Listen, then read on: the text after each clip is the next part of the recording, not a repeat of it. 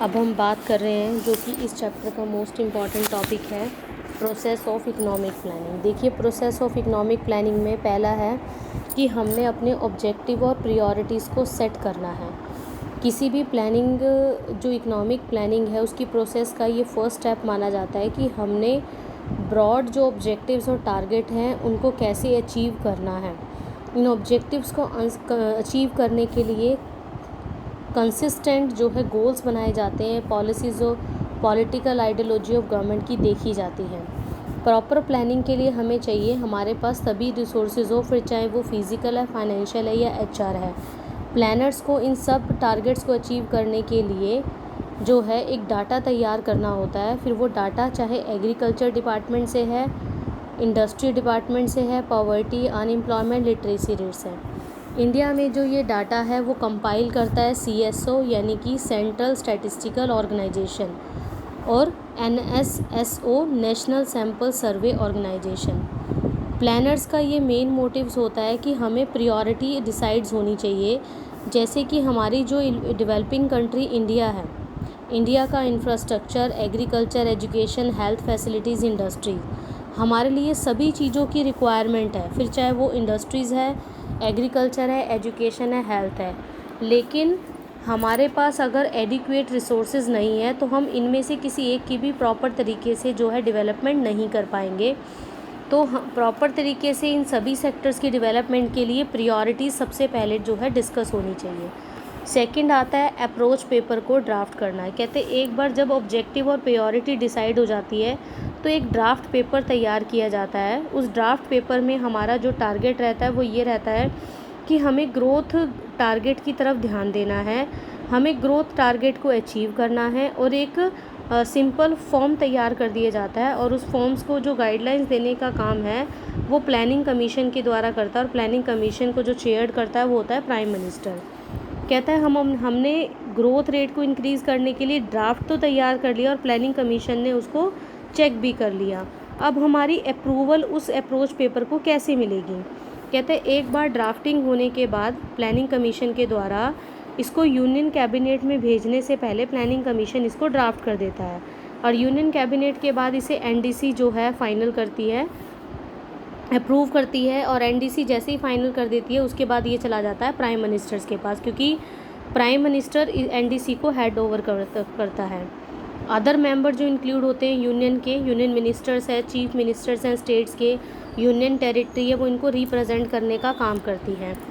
Drafting detail plan document, कहते हैं जैसे ही अप्रूवल मिल जाती है हमें प्लानिंग कमीशन के द्वारा जो डिटेल प्लान डॉक्यूमेंट है उसको ड्राफ्ट करना पड़ता है।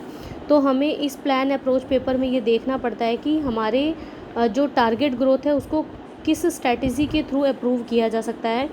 फॉर्मुलेट करने का काम, वर्किंग करने का काम, कुछ एक्सपर्ट्स बुलाए जाते हैं जिससे असेसमेंट बनाई जाती है, फंड की रिक्वायरमेंट देखी जाती है, ग्रोथ रेट को कैसे सुजेस्ट और मेजर्स किया जाएगा, डिफरेंट वर्किंग ग्रुप्स और स्कीम्स में आया जाता है।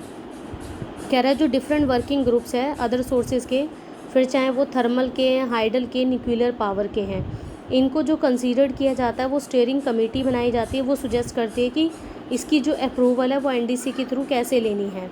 फिर हमने उस प्लान डॉक्यूमेंट को अप्रूव करना है। प्लान डॉक्यूमेंट को अप्रूव करने से पहले उसको हम यूनियन कैबिनेट के पास भेजते हैं, और जब एक बार यूनियन कैबिनेट उसको अप्रूव कर देती है फिर NDC उसको फाइनल करती है। NDC के द्वारा जब फाइनल कर दिया जाता है फिर ये प्लान का ड्राफ्ट तैयार हो जाता है। देन हम बात करते हैं कि हमने उस प्लान को इम्प्लीमेंट करना है। अब प्लान को इम्प्लीमेंट कैसे करेगा? गवर्नमेंट उसको इम्प्लीमेंट करेगी। गवर्नमेंट उसको अलग अलग पॉलिसी प्रोजेक्ट ये प्रोग्राम के थ्रू करेगी, ये गवर्नमेंट ही डिसाइड करती है। तो एक सक्सेसफुल प्लान को इम्प्लीमेंट करने के लिए हमें पूरा हमारा जो एडमिनिस्ट्रेशन है वो एफिशिएंट और एक्सपीरियंस होना चाहिए, ताकि पता हो किस प्लान्स के थ्रू उस टारगेट को अचीव किया जा सकता है। फिर आता है जो प्लान को इम्प्लीमेंट कर लिया फिर उसको इवेल्युएट किया कैसे जाए। फिर हमने उसकी असेसमेंट करनी है, उसकी अप्रेजल करनी है, ताकि एक्चुअल प्लान को टारगेटेड प्लान से आपस में कंपैरिजन किया जाए। तो इन इंडिया में जो प्लानिंग कमीशन है वो उसको सुपरवाइज और ऑपरेट्स करने का काम करता है कि जो छोटी छोटी मिस्टेक्स है उनको कैसे रिमूव किया जा सकता है और हमारे प्लान को कैसे इवेल्युएट किया जा सकता है। अब आता है pre requisites of successful planning. एक सक्सेसफुल प्लानिंग के लिए क्या क्या तैयारी रखोगे? आपको रिलायबल डाटा चाहिए। रिलायबल डाटा फिर चाहे आपको प्राइमरी सेकेंडरी टेरिटरी से रिलेटेड है, चाहे वो अनएम्प्लॉयमेंट से रिलेटेड है, आपने वो डाटा कलेक्ट करना है। फिर पॉलिटिकल स्टेबिलिटी, मतलब पॉलिटिकल आइडियोलॉजी चेक करनी है कि पॉलिटिशियन जो है आपके ऑनेस्ट और स्टेबल होने चाहिए। अगर इनस्टेबिलिटी बनी रहेगी तो जितने भी प्लान और पॉलिसी वो लेकर आएंगे उनमें जो है फ्रीक्वेंट चेंजेस होने के चांसेस रहेंगे। एफिशिएंट और ऑनेस्ट हमारा एडमिनिस्ट्रेशन और जो है एफिशिएंट और ऑनेस्ट होना चाहिए ताकि हम अपने टारगेट को अचीव कर पाएँ। पब्लिक कोऑपरेशन चाहिए हमें। प्लान तभी हमारा टारगेट कंप्लीट होगा जब हम दोनों सेक्टर्स की तरफ ध्यान देंगे। तो ईजिली किसी भी प्लान को इम्प्लीमेंट करने के लिए हमें सेल्फ रिलायंस होना पड़ेगा।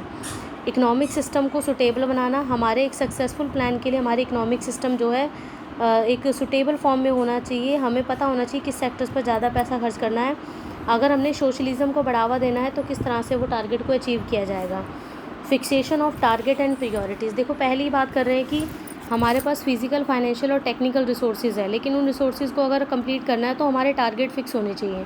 मान लो हमारे पास रिसोर्सेज ही अवेलेबल नहीं है तो किसी भी टारगेट को हम अचीव नहीं कर पाएंगे, तो प्रायोरिटी देना बहुत ज़्यादा ज़रूरी है। नेक्स्ट आता है प्रॉपर बैलेंस। कहता है हमारा जो सक्सेसफुल प्लान है वो वन साइडेड नहीं होना चाहिए।